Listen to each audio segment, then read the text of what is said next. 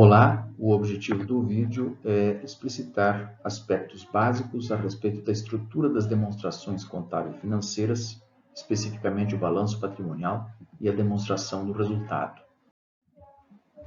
A bibliografia para consulta, estudo e leitura está rolada. Destacamos o capítulo 6 da equipe de professores da USP, os capítulos 4 a 7 do José Carlos Marion, Contabilidade Básica, e os capítulos 2 a 4 da obra Marion e os discípulos, Curso de Contabilidade para Não Contadores. Sobre o balanço patrimonial e sua importância.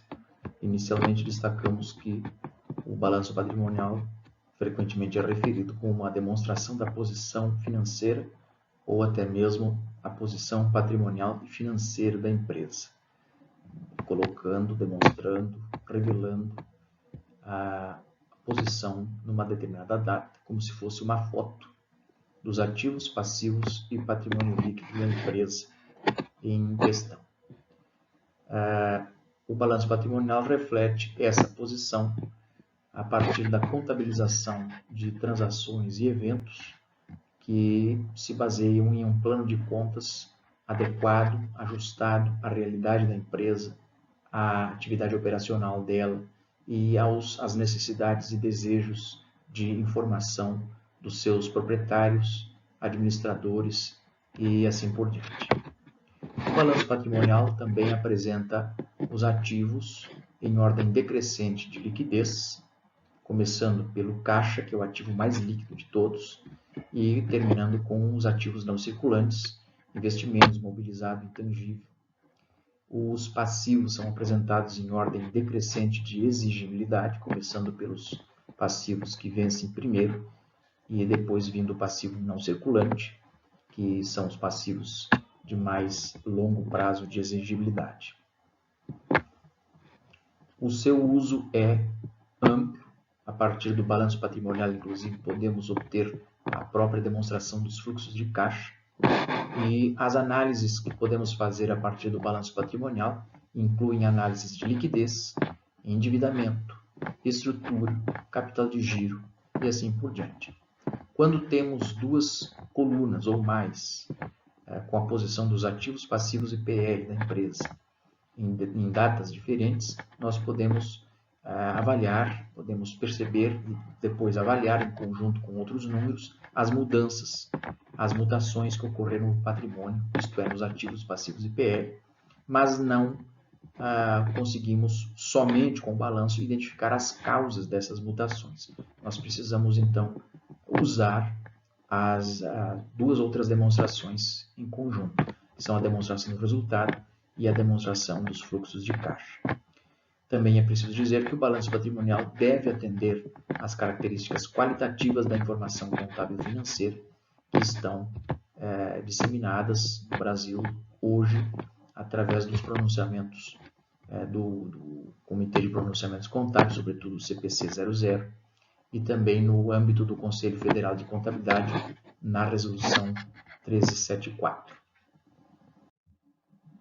Colocamos aqui um exemplo de uma empresa que os meus alunos há muitos anos acompanham, uma companhia de queijos mineiros, uma empresa fictícia, hipotética, e nós colocamos aqui então o conjunto dos ativos dela, as contas do ativo circulante e não circulante, e o respectivo total de circulante mais circulante, em duas colunas, duas datas anuais diferentes, e colocamos uma outra coluna com o título de nota.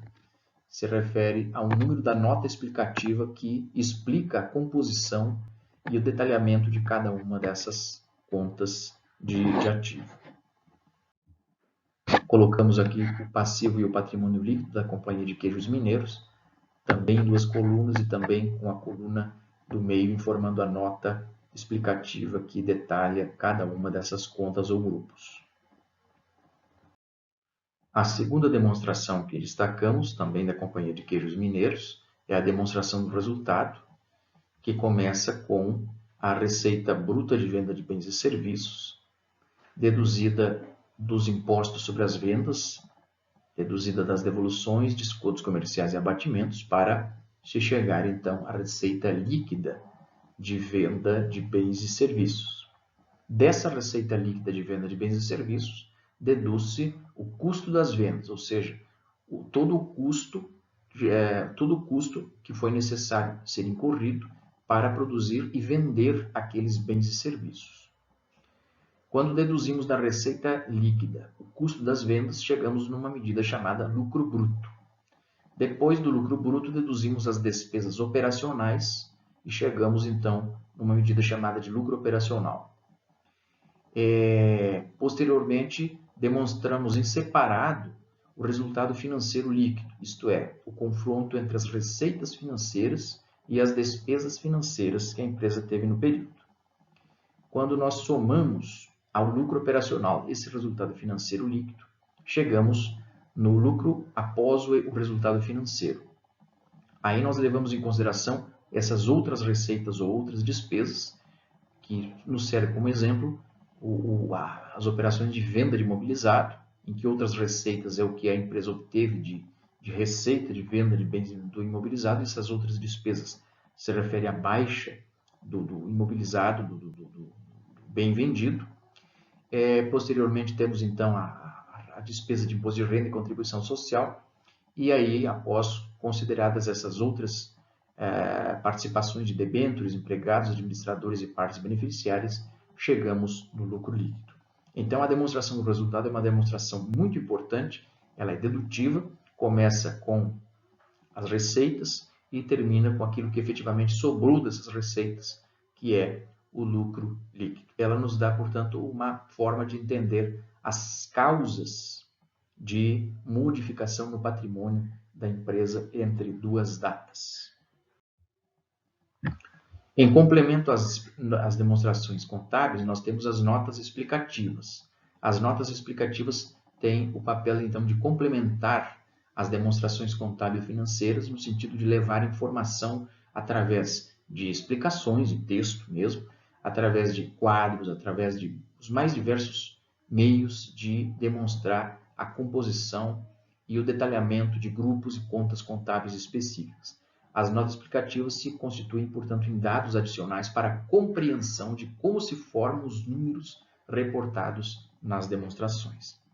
Como exemplos de notas explicativas, nós temos notas que tratam sobre critérios de avaliação de estoques, sobre métodos de depreciação, sobre como a empresa então tem operações de empréstimos com garantia, participações em outras sociedades, fatos relevantes ocorridos entre a data das demonstrações contábeis e a data de sua divulgação. Tudo isso pode entrar e deve entrar efetivamente no texto das notas explicativas. Colocamos aqui um exemplo de notas explicativas das demonstrações contábeis da nossa companhia hipotética, Companhia de Queijos Mineiros. Começamos pelo contexto operacional, em que descrevemos brevemente a sociedade, como é constituída e que atividades principais ela realiza, a base de preparação das demonstrações contábeis, as principais práticas contábeis, com destaque para cada conta, para cada grupo, assim por diante. E em seguida mostramos um exemplo real da empresa Magazine Luiza, que vem basicamente ao encontro do exemplo que acabamos de mostrar. Era isso. Muito obrigado por terem assistido ao vídeo. Bons estudos e até a próxima.